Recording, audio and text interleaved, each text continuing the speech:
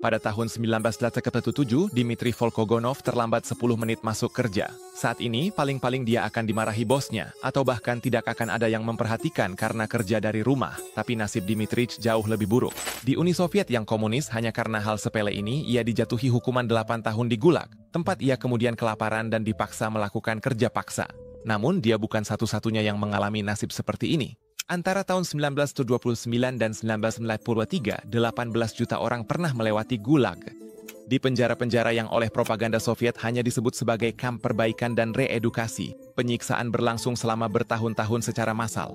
Tak heran, menurut perkiraan, 2,5 juta orang tewas di proyek pembangunan rel kereta api dan tambang di Siberia, di mana para tahanan dari Gulag jelas dijadikan tenaga kerja gratis. Namun, kengerian seperti apa yang harus dialami para penghuni Gulag? Dan mengapa Gulag menjadi pilar utama ekonomi Soviet? Mesin propaganda Soviet melakukan segala yang bisa dilakukannya untuk para tahanan Gulag digambarkan sebagai penjahat kriminal biasa yang harus dikurung di balik kawat berduri demi kepentingan masyarakat. Namun kenyataannya sama sekali berbeda. Di balik jeruji, yang paling sering dipenjara bukanlah para penjahat, melainkan orang-orang biasa, guru, insinyur, dan petani, yang kejahatan terbesar mereka hanyalah hidup di waktu dan tempat yang salah. Gulag secara resmi dioperasikan antara tahun 1930 dan 1993 selama masa pemerintahan Joseph Stalin, namun dasar-dasar sistem Gulag sudah diletakkan jauh sebelumnya.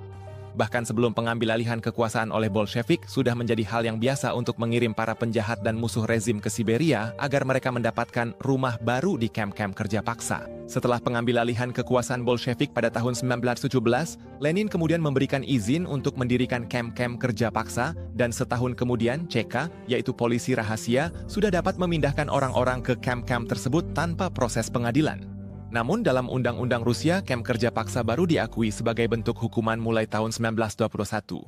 Tujuan pemerintah dengan kamp-kamp ini adalah untuk mendidik kembali orang-orang yang melawan melalui kerja, agar mereka mencintai komunisme dan tentu saja para pemimpinnya.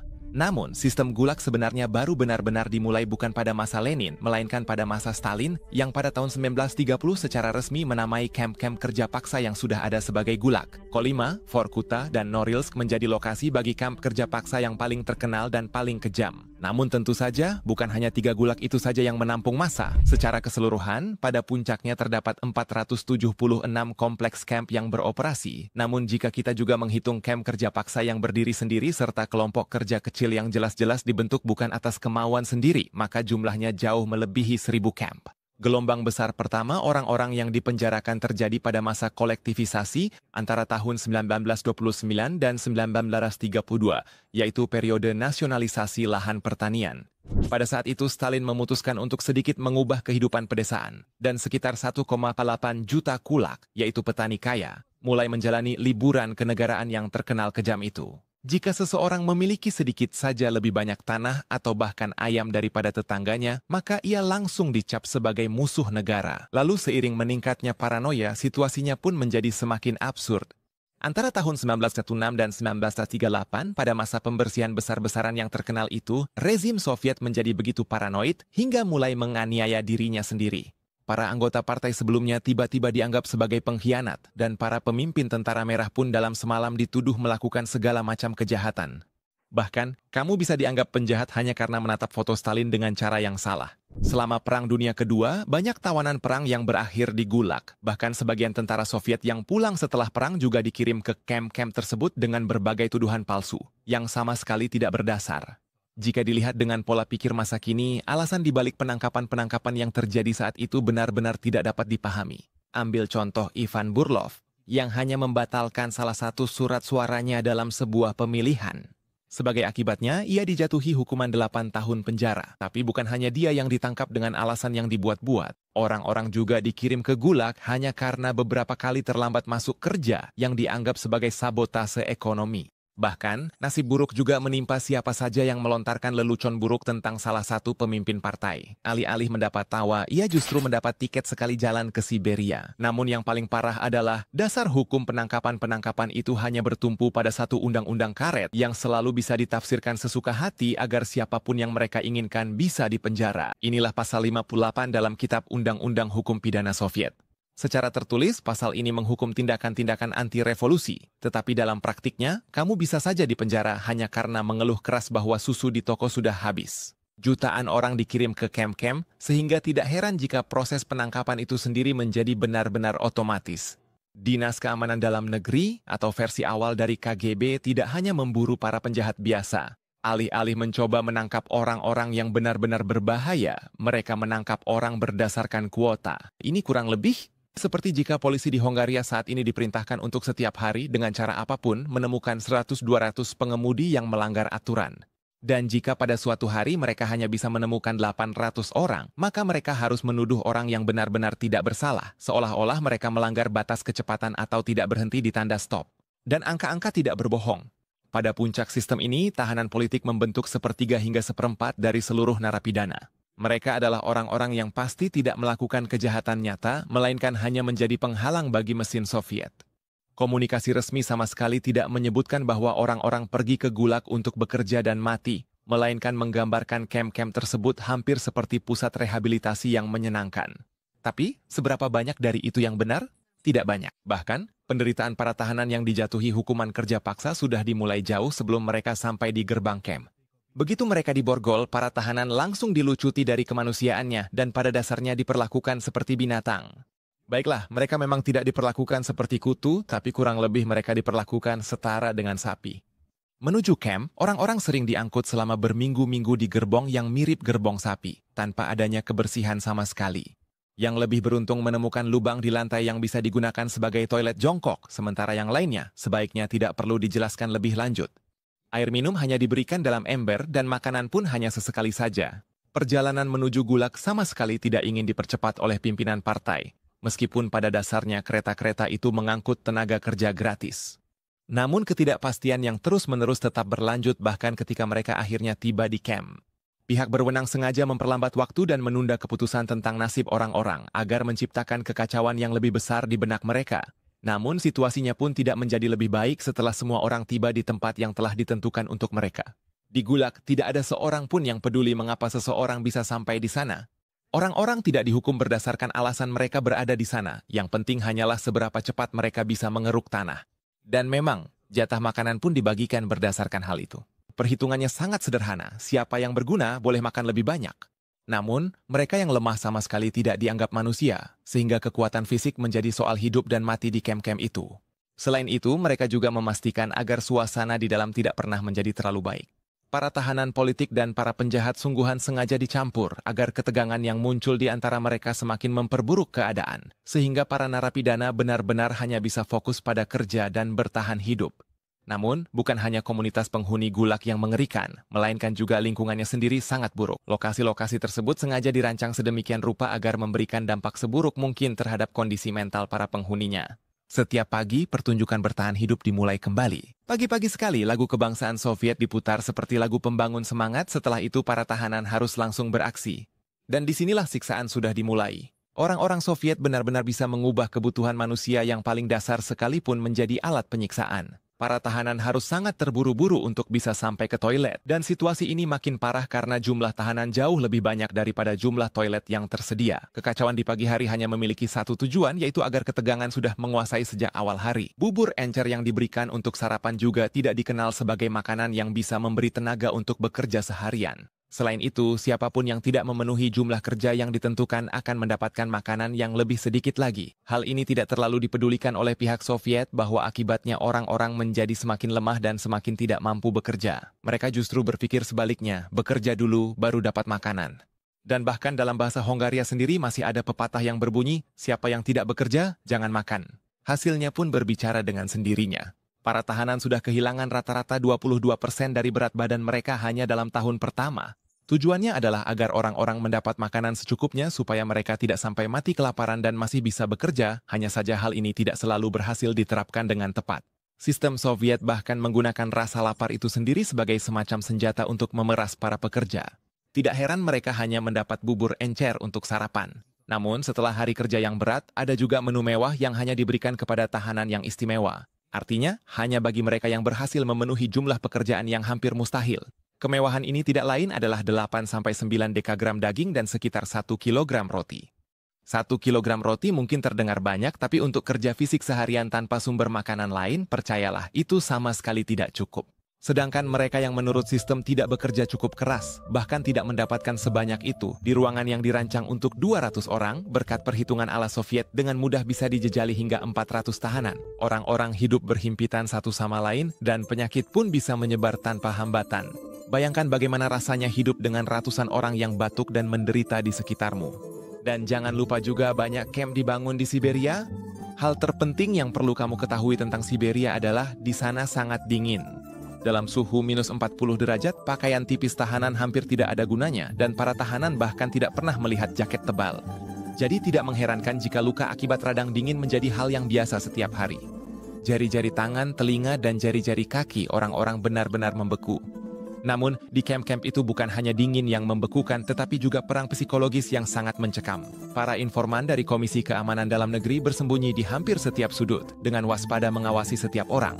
Jika dua tahanan tampak terlalu akrab, para pengawas langsung memperhatikannya dan memberikan perlakuan keras, agar keinginan sekecil apapun untuk melarikan diri tidak pernah muncul di dalam camp.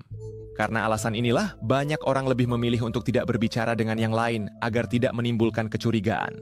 Padahal, bagi pihak berkuasa pun sebenarnya tidak akan merugikan jika orang-orang bisa bekerja sama dengan baik. Sebab pekerjaan itu sendiri sangatlah penting. Sementara negara-negara lain membiayai industrialisasi dengan uang, Stalin justru membayarnya dengan nyawa manusia. Salah satu contoh terbaik untuk hal ini mungkin adalah kanal yang membentang antara Laut Baltik dan Laut Putih. Untuk membangun jalur air sepanjang 227 km yang sebagian besar berupa saluran buatan ini, sebanyak 170.000 narapidana dikirim untuk bekerja. Menggali tanah beku di Siberia dengan alat-alat seadanya atau bahkan dengan tangan kosong sama sekali bukan pekerjaan yang menyenangkan, apalagi aman. Sekitar 25.000 orang tewas selama pembangunan tersebut. Namun, Jalan Raya Kolyma juga dibangun dengan cara yang serupa. Bahkan di sana pun mereka tidak peduli dengan pemakaman para pekerja. Mereka begitu saja meninggalkan jenazah di pinggir jalan karena pencapaian target produksi dianggap jauh lebih penting daripada nyawa siapapun atau penghormatan terakhir. Kehidupan para pekerja di industri kayu juga tidaklah mudah. Hutan-hutan di Siberia tidak seperti di Bersoni, di sana sedikit lebih dingin. Karena itu, para penebang kayu secara rutin tewas membeku saat bekerja. Permukiman seperti Norilsk atau bahkan pusat sistem Gulag Magadan hampir sepenuhnya berutang keberadaannya pada orang-orang ini. Para tahanan rata-rata bekerja paksa selama 14 hingga 16 jam setiap hari. Tentu saja mereka bahkan tidak bisa bermimpi tentang istirahat makan siang atau waktu istirahat apapun. Sama halnya dengan alat kerja yang layak dan perlengkapan pelindung, itu pun tidak pernah mereka dapatkan. Jika seseorang benar-benar tumbang karena kelelahan, para atasan tidak pernah panik. Mereka langsung menggantinya dengan orang lain. Tentu saja, selalu ada cara untuk menghukum seseorang secara cepat hanya karena dia memandang dengan tatapan yang dianggap salah. Bagi para penguasa, orang-orang bahkan tidak dianggap sebagai tenaga kerja gratis, melainkan lebih sebagai barang habis pakai. Satu-satunya hal yang penting adalah agar rencana industrialisasi Stalin tercapai. Tidak peduli berapa banyak orang yang harus dikorbankan demi itu. Namun semua itu hampir tidak ada artinya dibandingkan dengan apa yang terjadi di tambang-tambang. Salah satu keistimewaan Gulag yang tak terbantahkan memang adalah penambangan emas dan uranium. Karena betapa cerdasnya mempekerjakan orang di tempat di mana partikel radioaktif halus beterbangan di udara. Tentu saja, di sini pun para pekerja tidak mendapatkan perlengkapan pelindung apapun. Itulah sebabnya, di camp-camp Kolyma, para tahanan meninggal karena radiasi hanya dalam beberapa minggu. Tentu saja negara sangat mengetahui tingkat kematian tersebut, dan mereka bahkan menghitung dengan tepat berapa banyak keuntungan ekonomi yang dihasilkan oleh setiap tahanan. Mereka memandang manusia seperti mesin atau lalat yang bisa dikorbankan. Semuanya didasarkan pada angka, sementara nyawa manusia tidak dianggap penting. Ketika industri Gulag berjalan pada kapasitas maksimal, ia menyumbang 2% dari PDB Soviet. Jika industrialisasi di barat membutuhkan uang dan mesin, maka metode di timur justru bertumpu pada pengorbanan nyawa manusia. Begitu parahnya sehingga dengan jutaan nyawa yang dikorbankan, sistem ini menjadi salah satu sistem perbudakan terbesar di dunia. Angka jutaan itu juga bisa diartikan bahwa di camp-camp tersebut, setiap 3 tahanan, 1 di antaranya meninggal sebelum menyelesaikan masa hukumannya. Di Gulag, yang kami takutkan bukanlah kehilangan jiwa kami, melainkan sepenuhnya kehilangan kemanusiaan kami. Pemikiran ini berasal dari Varlam Salamov. Dan penulis Rusia itu memang berbicara dari pengalaman karena ia menikmati keramahan rezim Soviet selama 17 tahun. Di dunia yang brutal ini, dengan cepat terbentuk sebuah masyarakat yang sangat khas. Di Gulag, bertahan hidup ternyata bukan semata-mata soal kekuatan fisik meskipun kelihatannya begitu. Para tahanan setiap hari dihadapkan pada pilihan moral yang tidak mungkin mereka menangi. Misalnya, apakah kamu akan mencuri roti dari tetanggamu demi bertahan hidup? Atau jika kamu kelaparan, apakah kamu akan berbohong dan menuduh kenalanmu melakukan sesuatu hanya demi mendapatkan semangkuk sup ekstra? Atau, apakah kamu lebih memilih berpegang pada prinsipmu, meski itu berarti kamu sendiri yang mungkin akan dicoret dari daftar? Membuat keputusan seperti itu bahkan lebih mengerikan daripada siksaan fisik, padahal siksaan itu pun sudah sangat berat. Banyak orang memang melakukan hal-hal tersebut hanya demi memiliki peluang untuk keluar hidup-hidup dari balik jeruji. Selain itu, di dalam kem-kem tersebut juga terbentuk semacam miniatur masyarakat. Para penjahat kekerasan dan para informan menempati puncak hierarki. Mereka dengan cerdik memanfaatkan para tahanan politik, sehingga para tahanan politik menjadi korban 2 kali lipat. Tidak mengherankan, yang berada di dasar hierarki adalah mereka yang paling lemah dan yang sekarat. Bagi mereka, harapan pun sudah mati, dan pada dasarnya mereka hanya menunggu takdir sebagai bayangan dari diri mereka yang dulu. Selain sistem sosial internal, pembagian kerja juga menjadi persoalan hidup dan mati. Jika seseorang bisa bekerja sebagai administrator atau petugas kesehatan, itu hampir setara dengan memenangkan undian besar. Namun, mungkin yang paling beruntung adalah para pekerja dapur. Bukan karena mereka menyiapkan makan malam sekelas Michelin, melainkan karena setidaknya mereka bisa mendapatkan makanan dalam jumlah yang normal. Sebenarnya, siapapun yang bisa bekerja di dalam ruangan, bahkan hanya sebagian waktu saja, sudah dianggap beruntung, karena hanya dengan cara itu mereka bisa terhindar dari suhu minus 40 derajat. Namun di samping itu, seperti dimanapun di dunia, membangun relasi adalah hal yang paling penting. Tapi tentu saja hal ini harus dilakukan dengan cerdas, karena jika para mata-mata melihatmu mulai akrab dengan seseorang atau bahkan mulai berorganisasi, bisa jadi keesokan harinya kamu sudah tidak ada gunanya untuk bangun lagi. Meskipun begitu, untuk bertahan hidup, seseorang harus membangun aliansi, dan ada baiknya menyisihkan roti yang didapat setiap hari untuk masa-masa sulit, karena bisa saja pada pembagian makanan berikutnya kamu tidak kebagian. Dan jangan lupa juga, kebanyakan orang juga harus berjuang melawan rasa rindu terhadap orang-orang yang mereka cintai.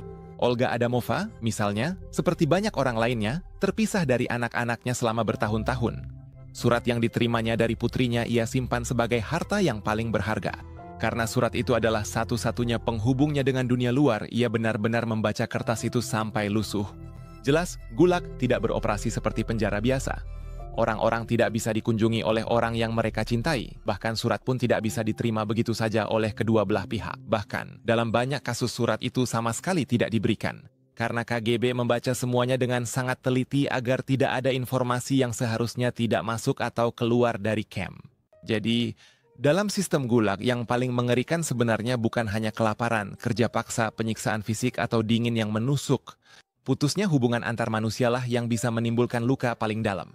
Meskipun para pemimpin Soviet telah melakukan segalanya agar para tahanan saling berbalik satu sama lain, perasaan manusia seringkali mengalahkan segalanya. Beberapa orang bahkan menceritakan bahwa mereka dan sesama tahanan hampir menjadi seperti keluarga dan banyak yang perlahan-lahan mulai terbiasa dengan keadaan tersebut. Misalnya, mereka tidak mau saling bertarung demi makanan seperti yang diinginkan oleh pihak Soviet. Mereka membaca puisi, berbincang-bincang, dan saling menguatkan dengan kata-kata yang baik. Dan justru solidaritas inilah yang menjadi tanda pertama bahwa suatu saat sistem ini mungkin akan runtuh, yang akhirnya benar-benar terjadi setelah kematian Stalin pada tahun 1953. Tak lama setelah Khrushchev naik ke tampuk kekuasaan, ia mengosongkan camp-camp tersebut dan pada tahun 1960 sepenuhnya membubarkan sistem Gulag. Meskipun para tahanan bebas secara fisik, mereka segera terjebak dalam perangkap sosial. Saat mencari pekerjaan, mereka harus menyatakan bahwa mereka pernah menjadi narapidana, yang pada dasarnya sama saja seperti seumur hidup mengenakan seragam tahanan yang tak kasat mata. Trauma sosial yang terjadi sangat besar, kesulitan hidup, drama keluarga, dan ketidakpercayaan menyelimuti seluruh negeri.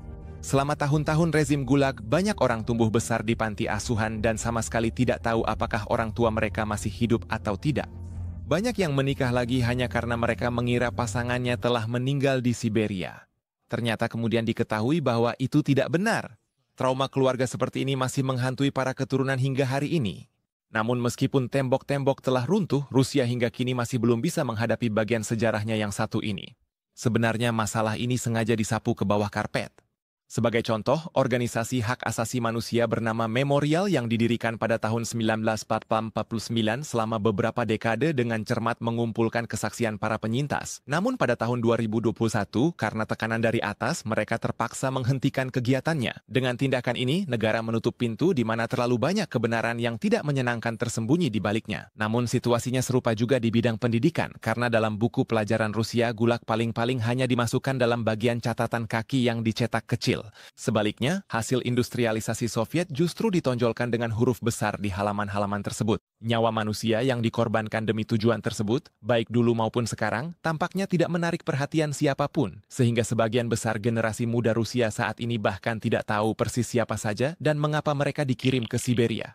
Mungkin tidak mengherankan jika penilaian terhadap Stalin dalam beberapa tahun terakhir justru semakin membaik. Menurut Levada Center, pada tahun 2008 hanya 32% penduduk yang menganggap kepribadiannya positif, namun pada tahun 2018, 56% orang berpikir bahwa dia sebenarnya tidak seburuk itu. Padahal akan lebih baik jika kita berani menghadapi kenyataan dan memproses masa lalu sejarah. Karena hanya dari situlah kita bisa belajar.